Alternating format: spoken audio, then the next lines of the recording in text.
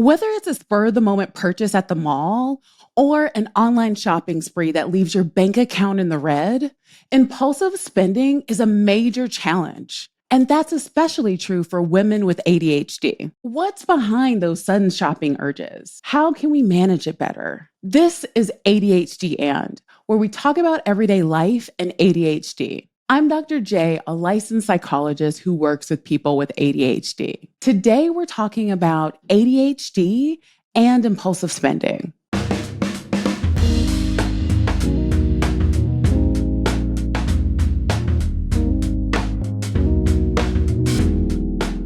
Impulsive behavior refers to actions taken quickly without careful thought or consideration for the consequences. It's characterized by a lack of forethought, acting on a whim, and prioritizing instant gratification over long-term benefits. Here are a couple examples of how impulsivity can generally come up for women with ADHD. So, a common impulsive behavior in ADHD is interrupting others during conversations. This typically happens due to difficulty in regulating impulses.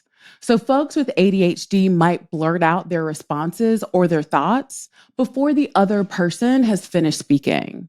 And this is often without an intention of being rude. Another example relates to a higher propensity for risk. So people with ADHD are more likely to engage in risk-taking behaviors as their impulsivity and desire for novelty can outweigh considerations of safety or potential negative consequences. So for example, you keep hashtag TikTok made me buying it when your rent is past due. Emotional states such as anxiety, stress, and boredom play a critical role in spending behavior.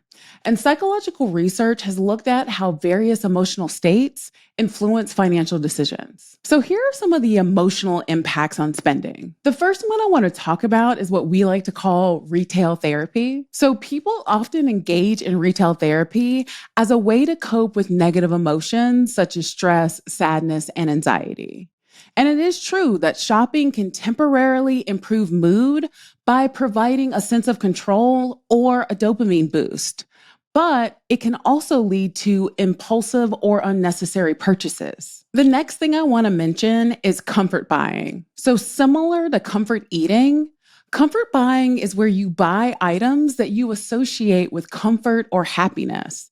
And this can be common when people are feeling low. This behavior is, again, driven by a desire to alleviate negative feelings. I see this come up often in our self-care trends. I see a lot of people spending money they don't have on expensive beauty products, massages, or vacations, for example. Now, I love a good rub down myself, but if you haven't budgeted for these kinds of things, it can lead to financial problems in the long run. Also, a lot of the things that are actually good for self-care are free or low cost much of the time. So this can be things like taking a walk, taking a bath, meditation, or even listening to soothing music. Negative emotions can also lead to avoidance of financial decisions. So when women are feeling overwhelmed or anxious, they might want to avoid important decisions, leading to procrastination and potentially worsening financial circumstances. This can look like not making a budget,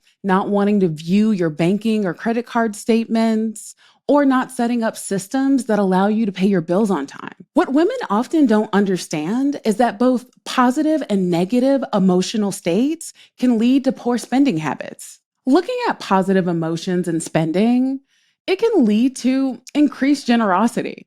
Now, hear me out. Positive emotions like happiness and excitement can lead to increased spending, particularly on others. So when we feel good, we want to be generous. We want to treat ourselves. And also, we're encouraged to engage in spontaneous spending. You might be thinking, okay, what is the issue here though? For that, I have an example. So I had a patient who brought her child an incredibly expensive gift for doing well at school. This caused her to go into credit card debt and took well over a year to pay off.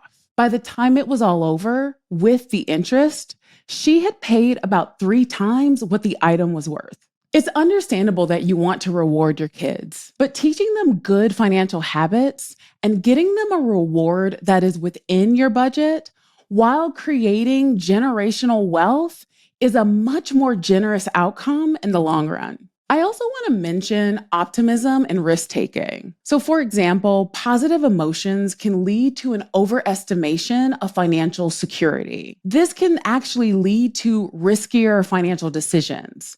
So, people might splurge or invest more than they would have if they were feeling more neutral or cautious. For example, you get a new job with a pay raise and you instantly want to get a new car because you can, quote, afford it now. You're not thinking about the fact that you already have $8,000 in credit card debt that you should probably pay off first. These types of habits can lead to feelings of guilt around not properly managing finances and can lead to both short and long-term issues related to poor spending habits and debt. Many of the women that I've worked with have had a lot of concerns about planning for their financial futures because of past financial failures. So let's explore a few tips on how to start managing your spending more effectively.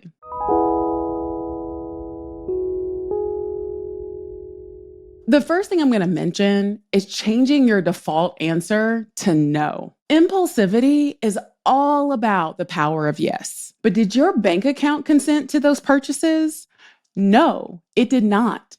And you have the overdraft fees that show that. When you're thinking about purchasing something that is not a necessity, have the default answer be no. For clarity, a necessity is something that is required to live. You require food to live. You do not require smoothies from Erewhon to live. If the default answer is no, then it automatically slows everything down because you have to go and check your budget to make sure you can afford it first. The next thing I'll mention is to instill a waiting period. So for purchases that are not necessities, put the item on a wish list and see if you still want it in a month. So many of our impulse buys are things that we use once and then they sit around collecting dust. So after a month waiting period, if you still want that item and it fits within your budget, you can get it. Maybe this should have been number one, but you do actually need to have a budget. There are lots of apps for this. There's literally one called You Need a Budget, or YNAB for short. You can also try a method like zero-based budgeting. This is basically where you give each of your dollars a job. So with this type of budgeting, what you do is you spend your take-home pay at the top of the month. Let's imagine a universe where your take-home pay is $1,000. We're using this number because I'm bad at math. So what you would do is you would allocate that money across all of your necessary and desired expenses. So let's say your rent is $300 a month. Your utilities, groceries, and car payment are a total of $400 a month. You put $100 a month towards credit card debt, $100 towards savings, and then you have $100 for miscellaneous or fun purchases. This way, you've given each of your dollars a job for that month. Along with this, some people have found it helpful to have separate bank accounts. For example, they'll have a bank account for their necessary expenses, and then they'll have a separate bank account for miscellaneous purchases. So referring back to my example about zero-based budgeting, that $100 that you put towards miscellaneous expenses, you would put that into the separate account, and that is now your play money. That way, your impulsive or non-necessity items are limited by the amount of funds that are within your play money account. Also, you can change your due dates for many of your monthly bills. A lot of people get late charges because they have money coming out of their account at random times throughout the month. If you like to pay your bills at the beginning of the month, for example, you can call and ask them if they'll change your due date to that time period. That way, you can pay everything at once and not have to think about it. This works better for some people rather than just using auto payments alone. Like all things in life, I want you to have patience and compassion for yourself.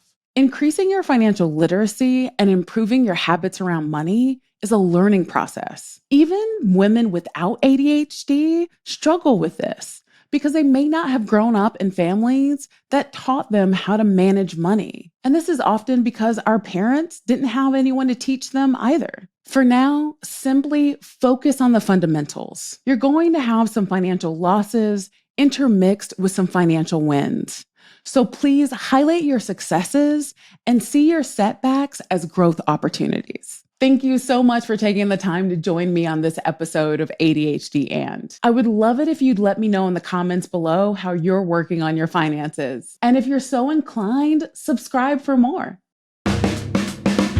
This show is brought to you by Understood.org, a nonprofit organization dedicated to empowering people with learning and thinking differences, like ADHD and dyslexia. Learn more at Understood.org.